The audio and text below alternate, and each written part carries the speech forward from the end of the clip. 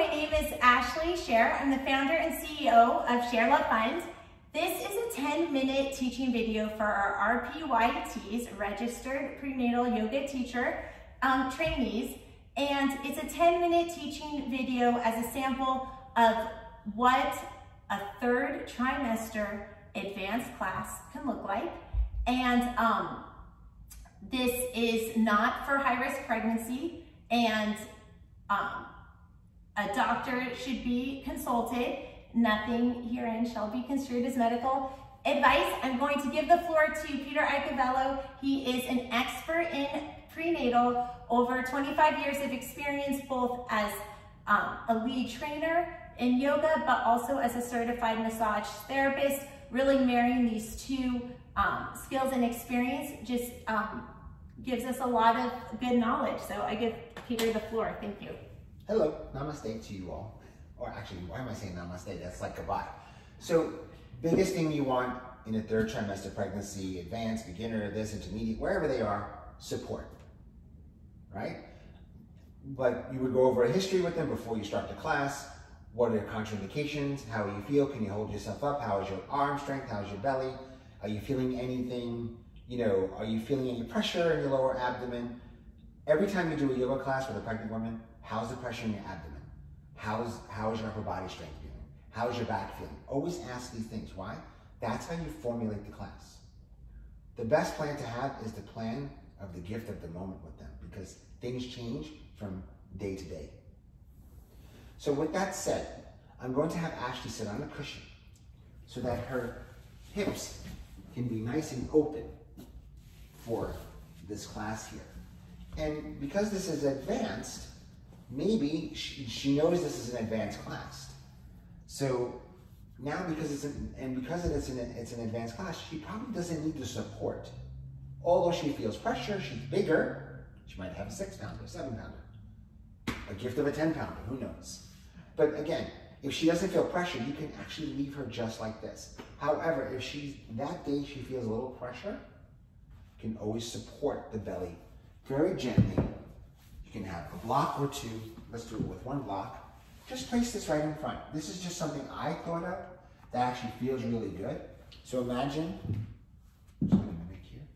Imagine if Ashley had a belly, it would be showing up just like this.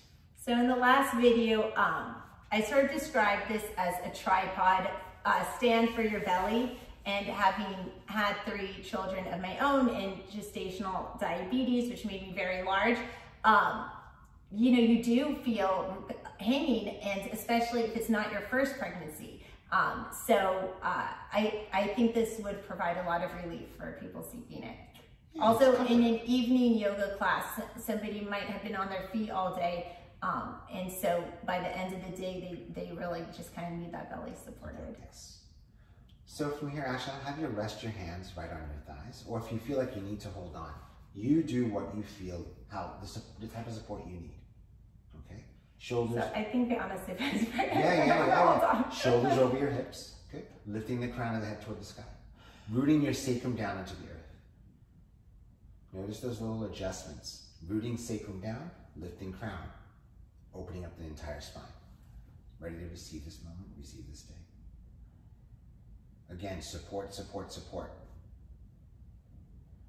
So from here, Ashley, I'll have you place your props off to the side, and then you'll come to a standing position. Sorry. And then starting from mountain pose, begin to close your eyes or have a soft gaze. And I'll have Ashley come to the top of the mat. Right or left side, does not matter. And also, you say in third trimester, maybe the feet go a little bit wider. Always a little bit wider, yes. For better balance. Yes. Inhale, arms sweep out and overhead. Exhale, chair pose. Great posture. Dropping your sacrum down. Good, see that adjustment right there? Her sacrum drops down. Lifting the crown toward the sky. Rooting the sacrum down, shifting the weight into the heels, shifting the weight into the toes, squeezing the inner thighs in towards one another. Very nice, Ashley. Inhale, exhale. Inhale, step your right foot back to warrior one.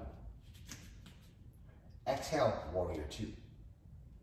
Good, so she's going to have her right foot come at a 90-degree angle, stack her left knee over her left ankle, flip the palms to draw the shoulders away from the ears. Good, look out over the left hand, look out over the right hand. And then from here, right hand comes down to the back of the right thigh, left hand flips up, peaceful warrior. Inhale, exhale. On her next inhale, her hands will come to heart center. She will come up to the ball of her right foot, rotate her hip forward, and then step her right foot forward. Exhale, chair pose. Inhale. Exhale, step the left foot back to warrior one. Inhale. Exhale, warrior two. Stacking the left knee over the left ankle. Again, rotating the shoulders, stacking the shoulders over the hips. Good job, Ashley. Good job. I'm just going to ask permission if I can just lift this hand. And I'm just going to ask Ashley to look over her right hand, look back over her left, just to be mindful that she's nice and open up the heart here. Beautiful. Inhale, hands, left hand comes down to the back of the left thigh, right hand flips, peaceful warrior. Reaching up, reaching out. Great for strength, great for balance. Inhale and exhale. Inhale, hands come to heart center. Come up to the ball of that left foot. Inhale, step your left foot forward. Mountain pose. Breathe in and breathe out. Inhale, arms reach out and overhead. Exhale, chair pose. Again, just for strength, stability. Shift your weight into your heels, shift your weight into your toes, drop your sacrum down. I'm going to make one adjustment on Ashley. I'm going to ask her permission. May I step in to help her with her sacrum? Sure. So what you'll do is, if it's a hands-on adjustment and you want them to adjust the sacrum, you can take your hand and just kind of just press, like press their lower back down, because you want their lower back to kind of scoot down. You don't want them to tuck. You want them to drop down. And then the other thing you can say is, make believe you have a dragon tail. Drop that dragon tail down. Or you can simply take the hips and just do this and have them shift their weight into their heels. And then squeeze, you can put your hand to squeeze the thighs in towards one another. I just want to say that dragon tail, that's great, because also when correcting on a Zoom, you know, that sort of language correction can also help. So I'm going to have Ashley do one more thing. Sit back a little more. Lower her hips down toward her heels. Yes. Relax your shoulders away from the ears. One thing that if they have any sensitivity in their shoulders, you want the arms to come out and then up. Yes, and then up. Good. Draw the hands to heart center. Rise to stand, mountain pose. And then when you have a chance, Ashley, I'll have you come down for a seated position on your cushion. I also thought chair is great because it increases your heart rate when you hold poses for longer, and that's a way that pregnant women can get a little cardio without bouncing the belly, is like the same routine, but just holding the poses longer. And the other observation I had was as a teacher, when you're trying to decide how do I differentiate a beginner class from an advanced class, I'll defer to Peter, but sometimes do you think the length of time held in each pose can actually make it more advanced, even though that seems like it makes it slower and easier, but yeah, So there's a thing called isometrics. So the good old-fashioned wall sit that we've done, that is very, very challenging, you can apply that to yoga. So instead of having them hold a warrior one for one breath, have them hold it for 3 to 5 or even more, because we're building strength. You have to think about getting the flow things sometimes out of your mindset. Flows are great, but they're not always appropriate, right? Especially if you want to build strength and trust and confidence with a 3rd trimester pregnancy, her first time coming to you.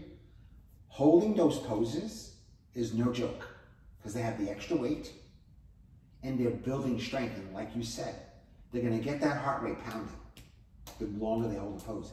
And sometimes if you just have them come into, let me believe I'm pregnant here, have them come into chair pose, just coming into chair pose, shifting their weight into the heels, looking directly out in front of them, shoulders back, and then coming to Tadasana for a rest, and then back to chair pose. Sometimes that could be their practice because they're building a lot of strength. They're building their pelvic floor. And if they've done that every day for a couple of months, healthy pregnancy, and when they go deliver, they're gonna be so in touch with their pelvic floor because they're so out of touch with it, that they're gonna know the muscles to use, and the birth will be a lot easier for them. Thank you, Ashley. Namaste. Thank you for your time. Thank you.